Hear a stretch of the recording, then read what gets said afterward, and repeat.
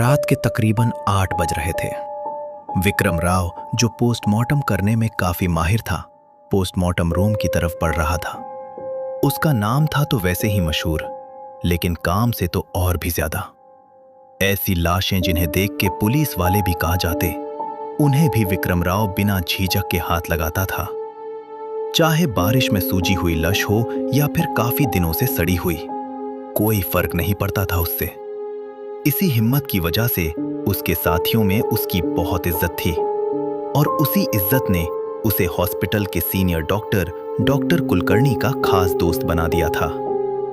चलते चलते विक्रम राव के जहन में कल रात की बात घूम गई। कल रात तकरीबन 11 बजे का पे बैठा हुआ था। अचानक फोन की घंटी बजी। घड़ी देखी और फोन उठाया। हाँ, डॉक्टर कुलकर्णी सर, बोलिए। विक्रम, यहां एक लड़का है जो काम पे बहुत सर चढ़ा हुआ है, काफी बार बदतमीजी कर चुका है, इसलिए आज मैंने उसकी ड्यूटी तुम्हारे साथ लगाई है। सर, उसका नाम क्या है? उसका नाम है राजन, और फिक्र मत करो, तुम संभाल लेना। हाँ सर, पोस्टमार्टम रूम में काम करना बच्चों का खेल नहीं है। विक्रम, एक बात पूछनी थी। डॉक्टर कुलकर्णी की आवाज में थोड़ी झिझक थी। सर, आप झिझक क्यों रहे हो? सीधा पूछो।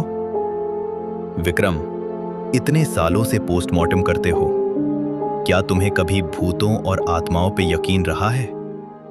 भूत? सर, ये सब बस लोगों के दिमाग की उपज है। मुझे इन बातों पे बिल्कुल यकीन नहीं। विक्रम राव ने पूरे यकीन के साथ जवाब दिया। और सर, आप कब वापस आ रहे हो? अभी मुंबई में हूं, कल तक पहुंच जाऊंगा। यहां से तकरीबन 8 घंटे का सफर है।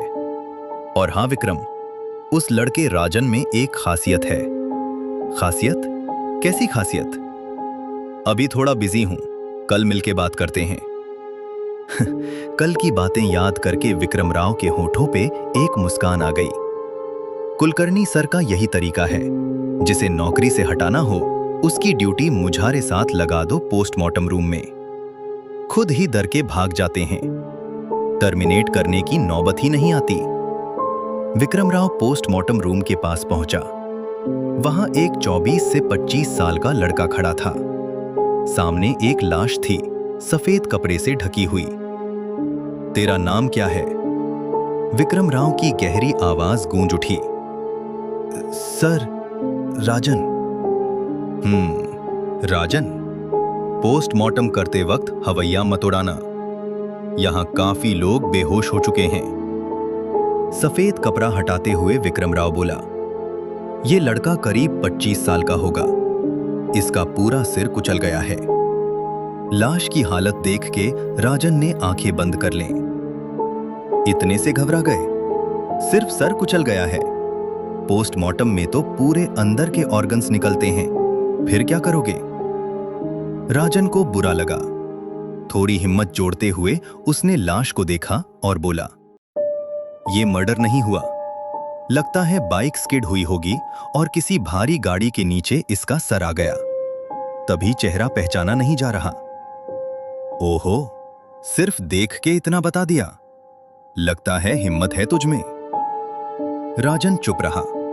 विक्रम राव ने टेबल से सर्जिकल ब्लेड उठाया और राजन की तरफ देखते हुए बोला, इतना डरा हुआ क्यों दिख रहा है? लाश का पोस्टमार्टम हो रहा है, तुझे दर्द क्यों हो रहा है?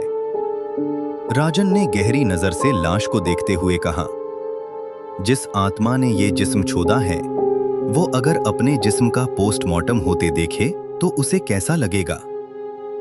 विक्रम राव हंस के बोला, आत्मा, भूत, ये सब बकवास है।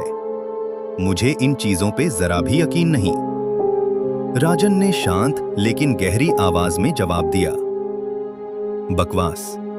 माफी चाहता हूं सर, लेकिन जब तक हम खुद ना देख लें यकीन नहीं होता, और उन्हें कोई फर्क नहीं पड़ता कि हम मानते हैं या नहीं।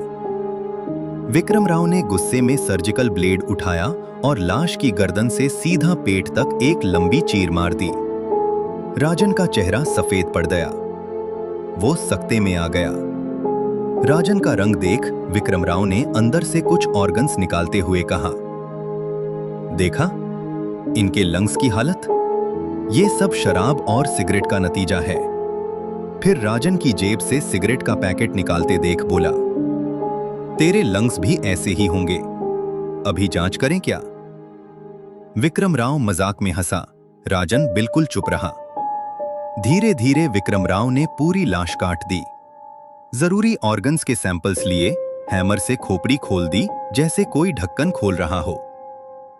राजन ने सुनी आंखों से सब देखा। उसका चेहरा देख विक्रम राव ने सोचा, यह लड़का बहुत करक है। लाश को सीनार करते हुए बोला, दूसरी लाश का पोस्टमार्टम मैं अकेला करूंगा, आज सिर्फ देखो। उसने अपने पोस्टमार्टम की हुई लाश को ढका, फिर पास में रखी दूसरी लाश की तरफ देखा जो थोड़ी देर पहले लाई गई थी। पास में रखे पड़े पर मरने वाले का नाम लिखा था। नाम पढ़ के विक्रम राव की सांस रुक गई। उसकी आंखें राजन के चेहरे पे टिक गईं, डर से भरी। राजन सीधा खड़ा था, सच में निडर था या दिखावा कर रहा था, विक्रम राव समझ नहीं पाया। उसने पढ़ उठाया, पढ़ा और पढ़ उसके हाथ से गिर गया। जो विक्रम राव अभी तक पूरे यकीन के साथ खड़ा था, वो अब पले पड़ गया। वो टेबल से दूर भाग गया। उसके चेहरे पे अजीब सा खौफ था। राजन उसके पास गया और बोला, डर गए? विक्रम राव अपनी आंखों पे यकीन नहीं कर पा रहा था। उसकी दरी हुई आंखें लश को घूर रही थीं। राजन ने धीरे से उसके कंधे पे हाथ रखा और कहा, आत्माओं और भूतों की अपनी दुनिया होती है, लेकिन कुछ लोग उन्हें नहीं मानते। उनके इनकार से न उनका वजूद बदलता है न सच्चाई। विक्रम राव बिल्कुल खामोश, एक गहरे साके में। क्या ये सपना है? नहीं, ये हकीकत थी। उसकी आंखें शून्य हो गई थीं, जैसे सांप ने काट लिया हो।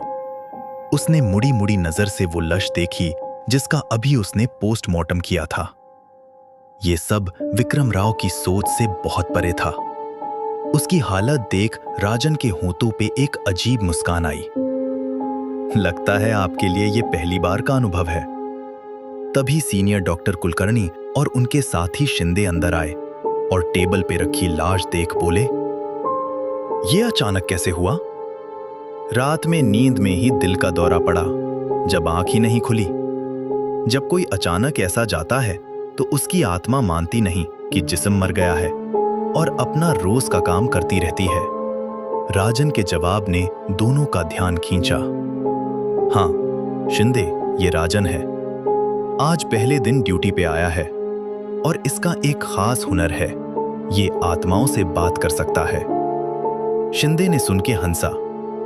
मतलब विक्रम राव की आत्मा भी उनकी लश के साथ काम करने आ गई होगी। इससे पूछो, मुझे भूत और आत्मा जैसी बकवास पे यकीन नहीं। दोनों लाशों का पोस्टमार्टम करो शिंदे। फिर राजन ने विक्रम राव की लश का चेहरा ढका और कुलकर्णी सर के पीछे खुली आधी खिड़की की तरफ देखा। विक्रम राव को भी कभी इन चीजों पे यकीन नहीं था। राजन का जवाब सुन के कुलकर्णी सर ठिठर गए। उन्होंने खिड़की की तरफ देखा और तभी एक ठंडी हवा कमरे में दाखिल हुई।